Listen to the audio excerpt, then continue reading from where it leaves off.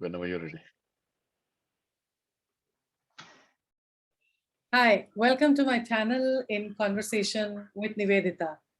Today I have with me here an author, a speaker, and an entrepreneur who is also a farmer, a sustainability expert, and founder of Green Dreams for the Planet Education Project. Wait, have you subscribed to this channel yet? Go ahead.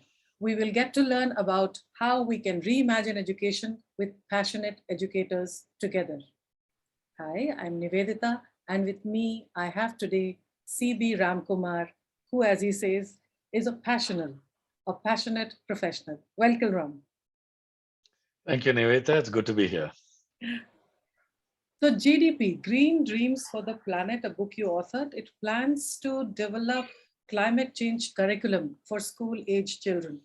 Why do you think it is relevant to start thinking green in school years? We have been hearing a lot of climate change over the years amongst the adults. How do you think it will help to bring it to school-age education? Yes, this has become, a new imperative, wanting to go down to schools. You're right. Until some time ago, we only thought, adults need to do something about it because we were pointing fingers towards the politicians, the bureaucrats, the policymakers, telling all of them, do something about it. Climate change is real. Do something about it. We want policy changes. We want to move away from burning fossil fuels, which is the cause of, the greenhouse gas effect, as a result of which we have these extreme climate events. So until now, we've been doing that. But now there is strangely a new realization that whatever we do, let's assume that all the governments, all the countries in the world do their best and they meet all the requirements that they promised they will meet at the last climate change summit, and everybody moves out of fossil fuels into green energy, completely zero emissions. Even if we go into zero emissions tomorrow, we are still going to face the effects of climate change for the next 30 to 40 years at least. That's because there's a lag effect. Now, what started off in terms of industrial activity and burning of fossil fuels in the mid 40s, just after World War II, when the economy started to jumpstart again, what started off then, we are now beginning to feel the effects of it. When I say now, I mean over the last 2 decades. Right, Extreme climate events over the last 2 decades right. has what has made everybody wake up saying, oh my God, yes, climate change is real, right? But the fact remains, like I said, even if we do everything, the whole world responds immediately, we will still face the effects of climate change minimum 30, 40 years, which means the children of today will have to face the effects of climate change when they are adults. For us as adults facing the effects of climate change, we are facing it very badly. We are unprepared. You know, all we need is one cloudburst over a place and there's devastation. We still build factories with walls on all four sides. When water comes and floods the factories with all the utilities in the ground floor, everything floods and everything is spoiled. We are still doing that because it hasn't sunk into our head that it's happening. So if we educate children from now, they will grow into the concepts of how do you adapt to climate change, how do you mitigate climate change when they are adults. You try parachuting that knowledge now on adults, and it's such a challenge getting them to understand and make those changes. So if we start this with children from a very young age, it'll become the norm, it'll become normalized. uh, it is something that they'll grow up with. It is much like, getting up in the morning, having to brush your teeth. You're going to build your house, you will check to see, what the terrain of the land is. You will say, yes, obviously I need solar panels. I'm not going to I'm not going to use a diesel generator. Yeah, obviously I have to bring a rainwater harvesting tank. This is what the speak will be then, unlike it being forced on all of us today. Right. So one of the things that as educators we feel is of any subject is it's a future application of the subject, and that distances the student from the learning. in many ways and more. Um, how do you think you will make it accessible, experiential, and more relevant to the younger children who are not yet in the position of making decisions, but they are in the journey of understanding and facing the implications of the adults action of the adults in the current times? How would you bridge that Yeah, aspect? yeah, yeah. So anyway, children are learning science in school, Right. right? So this will be another science subject, except that there will be application knowledge being imparted. Okay. So today the children are learning about the planetary system. They are learning about the solar system. They're learning about the sun, the moon. Yeah, they're learning all that. What I want to throw in there is a little more focus on the relationship between planet Earth and the sun. That relationship, we don't go into detail in our today's science class. The fact remains that when sun's rays hits the planet Earth, it goes through the atmosphere. Some infrared radiation is reflected out. Some of it is absorbed, but most of it is reflected out because we don't need infrared rays here on planet Earth. We don't need too much of it. And when the atmosphere thickens because of excess of pollution, more infrared radiation is trapped. And that is what the greenhouse gas effect is, right? Now, this simple science, we don't talk about it in school Right. because I guess the education system didn't think it was necessary. But today it's necessary. So you can see here, it really is a continuation of what they're already learning. We're just throwing in extra science elements, not astronomy, extra elements, considering the weather, I mean, considering the earth and the sun, mainly, these are the two issues. And when we throw in just those new elements, it's not like we're going to burden them with the responsibility of now you need to act and this and that. It's not needed because children are smart. We adults are not as smart as children. The moment you tell the children, this is what happens, and the earth becomes warmer than normal, a child's mind will make the leap. It will say, oh my God, what will happen to the plants? Do the plants need so much of heat? What will happen to the little worms under the soil? Do they really need so much of heat? What happens to them? They will start the questioning mind. All we need to do is give them these science inputs and get them to ask the questions. And as they ask the questions, they will start to realize so many truths.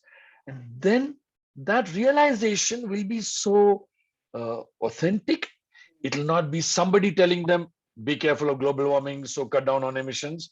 It will be they themselves realizing this and acting upon their realization, which I think is going to be very, very powerful when you Right. start at such a young age.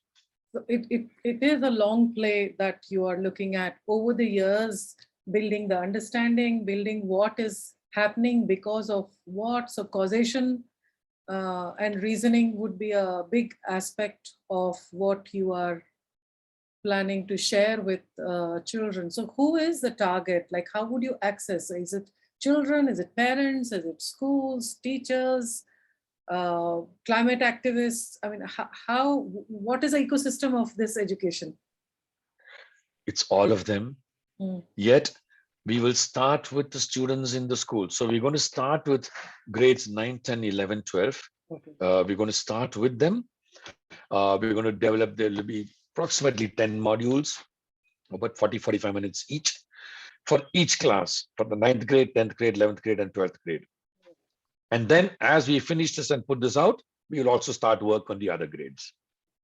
So from grade 1 onwards, they have to learn about it. So it is long term. Yes, it is really a long term thing that we are planning. Right, right. So you see that there is a role of green curriculum, of green education, of green understanding, of understanding the climate around from the very early ages to forever, till possibly we don't need to, or we will be continuously looking at it. So do you think that it is going to be mainstreamed, and how mainstream are you imagining it to be? Yeah, it is going to be mainstream. That's why I said, all of the audiences that you described. Mm, See, in schools until now, what happens is, there's a subject called EVS, Environmental Sciences.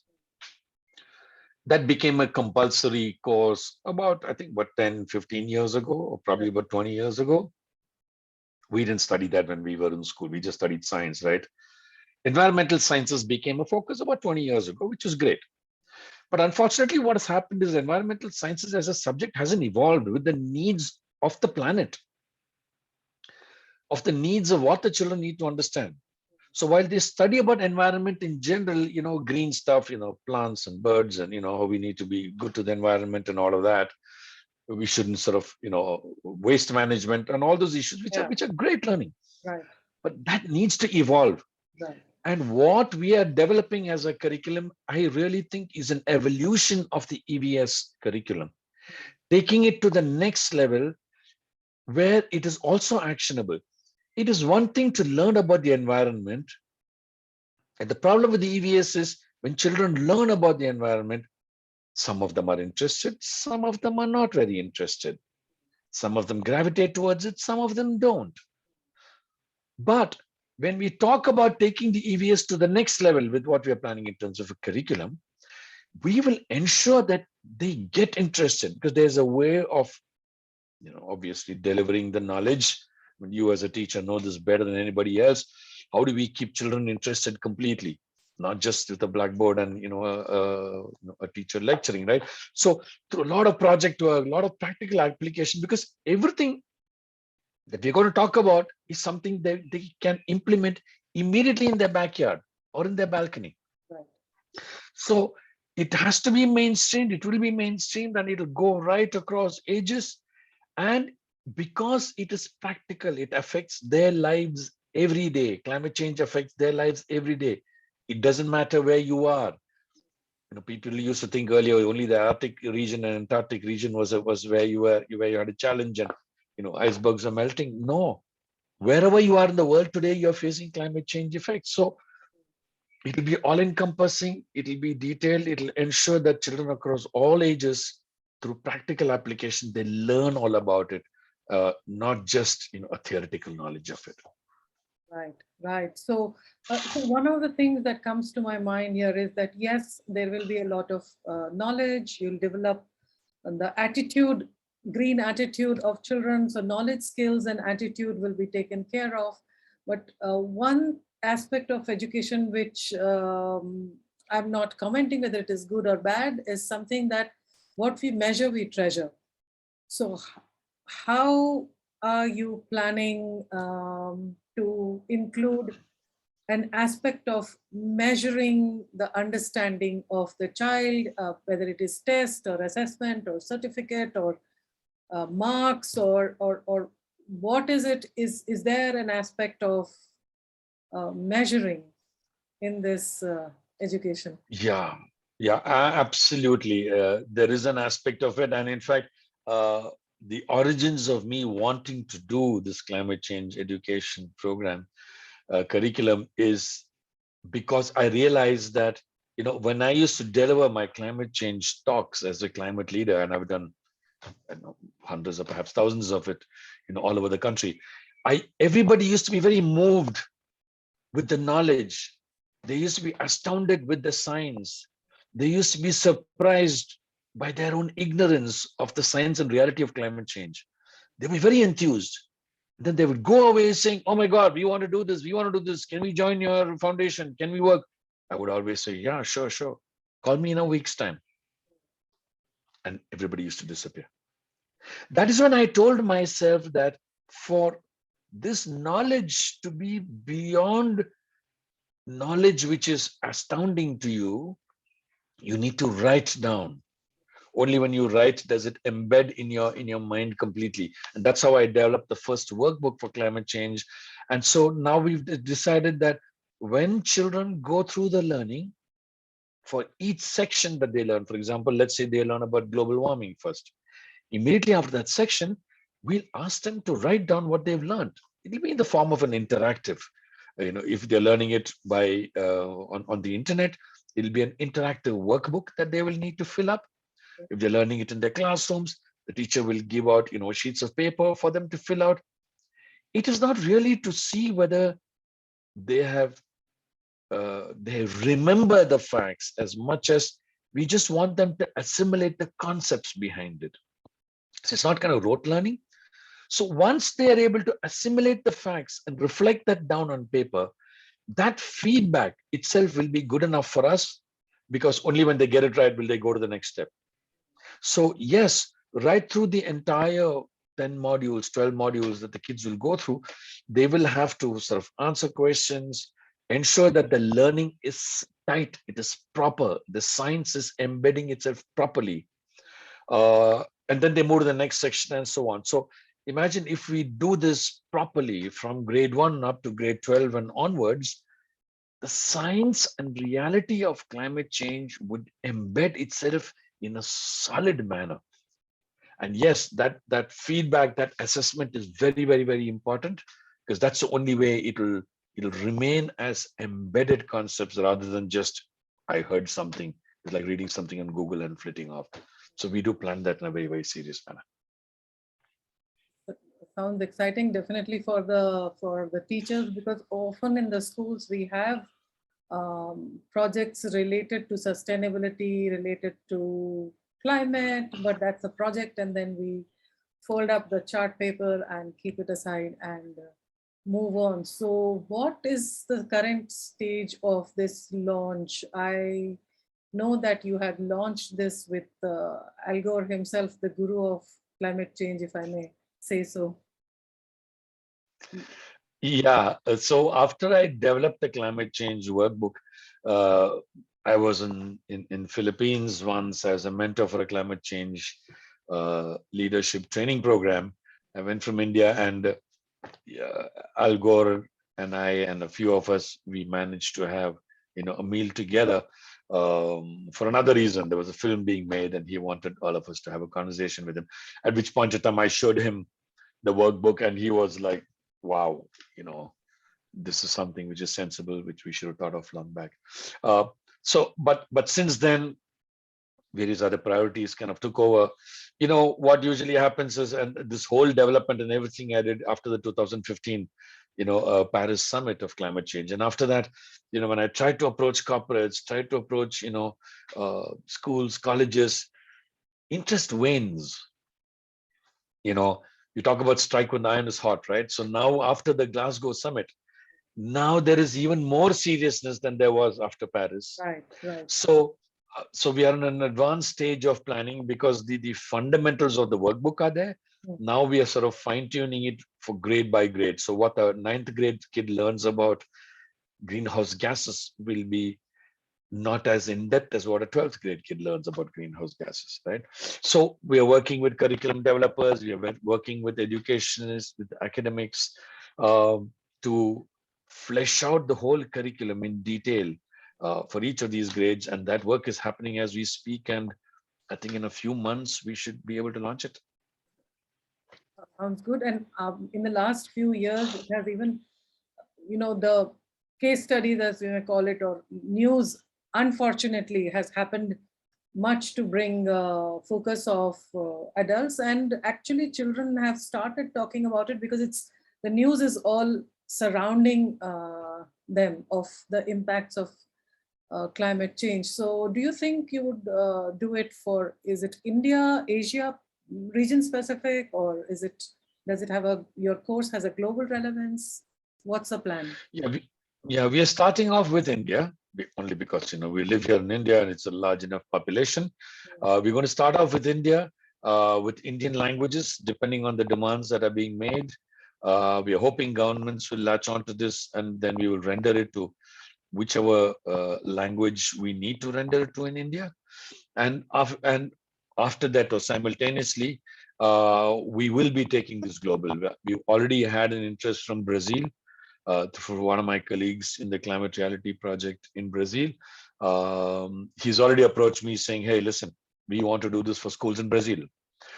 So I definitely see this being rendered into multiple languages, not just Indian languages, into Spanish, Mandarin, French, Russian. I mean, uh, because today technology is available to be able to render them into various languages very quickly, and there is enough emotional support, and there's enough support from a lot of academics and people. So getting somebody in, say, in Russia to translate it for us, I don't think will be a challenge, because everybody said that, whoa, let's do it, and we have so many people suddenly putting their shoulder to the wheel. It's astounding the support that we've got. So yeah, we will be doing it. We'll be taking it global, definitely. Wow, wow. That sounds actually very hopeful in a bit of a dismal and abysmal times. I think hope rises from such situations, and I just hope it rises at a faster pace than it has been over the years. It will rise. It will rise. I always say that, uh, human beings as a species are not self-destructive. I mean, we are wired to preserve life. And once we realize that life as we know it is going to be threatened, we will rise up to it. We did it in the past when the ozone layer was destroyed. The human species rose up to the challenge and we healed the ozone hole, right? We healed it. So we've done it in the past. So I am very confident we will do it. Uh, I don't believe in doom and gloom. What happened, happened. I don't think any of the industrial nations, when they were emitting all those, emissions in the 40s, 50s, 60s, told themselves, let's go and destroy the environment. Right. It was needed. It happened. So now I think all of us need to take that attitude, because otherwise all that we'll be doing is moaning about what happened in the past, blaming the West, blaming India, blaming China. That doesn't work. We have to just tell ourselves, as a race, we are capable of finding solutions to anything and everything, and we will find the solution. So for me, it is only hope that drives me. It is only optimism that drives me, because I know that we will rise up to it. And I've seen it in the past, and it'll happen again. On that optimistic note, it's not anymore so what, which I think pretty much our generation had unfortunately the attitude of, but I think over the time we ourselves are now thinking of now what, uh, you know. So thanks Ram for joining me today. There's so much to be done to reimagine education, as we know. I wish you and team of GDP all the best. Show the way to our next generations into a green planet. Teachers, children, parents, I think all of us can, we would like to live happily ever after in the green planet. Thank you. Yeah, absolutely. We would love to show the way, but we can't do it without the support of people. Already a lot of people are helping us. So if you can put out an appeal to your group saying we need all the help we can get, doing this alone is not possible. And I'm sure people will come up. And thank you for having me on the show again. Thank you. So if you would like to hear more of what is happening in education, subscribe to this channel so that you're alerted of new content. Happy learning, and bye for now.